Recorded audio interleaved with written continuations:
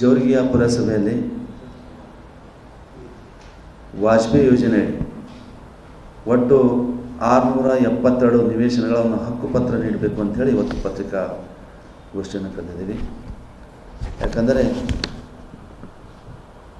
2011ರಿಂದ 2014ರವರೆಗೆ ಒಟ್ಟು 672 ನಿವೇಶನಗಳನ್ನು ಸರ್ಕಾರ ಜಾಗವನ್ನು ಗುರುತಿಸಿ ಯೋಜನೆಯಡಿ ನೀಡುತ್ತದೆ. ಆದರೆ ಇಲ್ಲಿವರೆಗೂ ಸಹ ಒಂದು ಹಕ್ಕುಪತ್ರವನ್ನು ನೀಡೋದಿಲ್ಲ. ಅದರಲ್ಲಿ ಕೆಲವಷ್ಟೇನಪ್ಪ ಅಂದರೆ, ಈಗ ಸೂರತ್ತಿಂದ ಚೆನ್ನೈವರೆಗೆ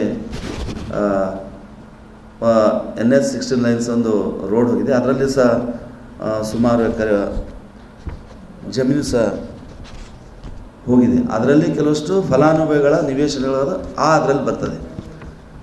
ಹಾಗಾಗಿ ಅದನ್ನು ಕೇಳಿದರೆ ಇಲ್ಲಿವರೆಗೆ ಹಕ್ಕುಪತ್ರವನ್ನು ನೀಡಿಲ್ಲ.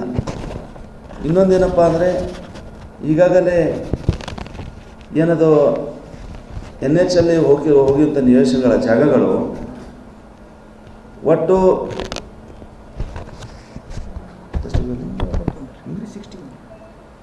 361 ಫಲಾನುಭವಿಗಳ ನಿವೇಶನಗಳು ಅಂದರೆ ಜಾಗ ಅಲ್ಲಿ ಹೋಗ್ಯದ. ಅದರೊಳಗೆ ಟೋಟಲ್ 64,17,768 ರೂಪಾಯಿ ಸಹ ಈಗಾಗಲೇ ನ್ಯಾಷನಲ್ ಹೈವೇ ಅಥಾರಿಟಿ ಆಫ್ ಇಂಡಿಯಾದವರು ಆ ದುಡ್ಡನ್ನು ಸಹ ಕೊಡೋಕೆ ರೆಡಿಯಾಗ್ಯಾರ. ಆದ್ರೆ ಅಲ್ಲೇನಪ್ಪ ಅಂದ್ರೆ ಪುರಸಭೆಯ ಅಧಿಕಾರಿಗಳೇನು ಹೇಳ್ತಾರೆ, ಇಲ್ಲ ನೀವು ನಮ್ಮ ಅಕೌಂಟಿಗೆ ಹಾಕಿರಿ, ನಾವು ಅವರಿಗೆ ದುಡ್ಡುಗಳನ್ನು ಕೊಡ್ತೀವಿ ಅಂತ ಹೇಳ್ತಾರೆ. ಇನ್ನೊಂದು ಕಡೆ ಅವರು NH-ದವ್ರು ಏನು ಹೇಳ್ತಾರಪ್ಪ ಅಂತ ಕೇಳಿದ್ರೆ, ಇಲ್ಲ ನೀವು ಯಾರ್ಯಾರ ಜಾಗಗಳಿಗೆ ಅವರು ಹಕ್ಕುಪತ್ರಗಳನ್ನು ನಮ್ಗೆ ಕೊಟ್ಟರೆ ಅಂದರೆ ನಾವು ಅವ್ರ ಖಾತೆಗೆ ಮೊತ್ತವನ್ನು ಹಾಕ್ತೀನಿ ಅಂತೇಳಿ NH-ದವ್ರು ಹೇಳ್ತಾರೆ. ಒಟ್ಟಾರೆ ಏನಪ್ಪ ಅಂದರೆ, ಒಂದು ಕಡೆ ನಿವೇಶನಗಳ ಹಕ್ಕುಪತ್ರ ನೀಡಿಲ್ಲ, ಇನ್ನೊಂದು ಕಡೆ ಏನಪ್ಪ ಅಂದರೆ ಬಂದಂಥ ದುಡ್ಡನ್ನು ಹೊಡೆದಾಕ್ಬೇಕಂತಕ್ಕಂಥದ್ದು ಒಂದು ಕುತಂತ್ರ ಅಲ್ಲಿ ನಡೀತಾ ಇದೆ. ಇದಲ್ಲದೆ ಈಗಾಗಲೇ ನಮ್ಮ ಈಗಿನ KKRDB ಅಧ್ಯಕ್ಷರು ಮಾನ್ಯ ಜೋರಿಗೆ ಶಾಸಕರು ಒಂದು 10ರಿಂದ 15 ಜನರಿಗೆ ಒಂದು ಹಕ್ಕುಪತ್ರವನ್ನು ನೀಡಿ ಪತ್ರಿಕೆಗಳಲ್ಲೂ ಸಹ ಪ್ರಕಟ ಆಯಿತು. 672 ಹಕ್ಕುಪತ್ರಗಳನ್ನು, ನಿವೇಶನದ ಹಕ್ಕುಪತ್ರಗಳನ್ನು ನೀಡಬೇಕಾಗಿತ್ತು.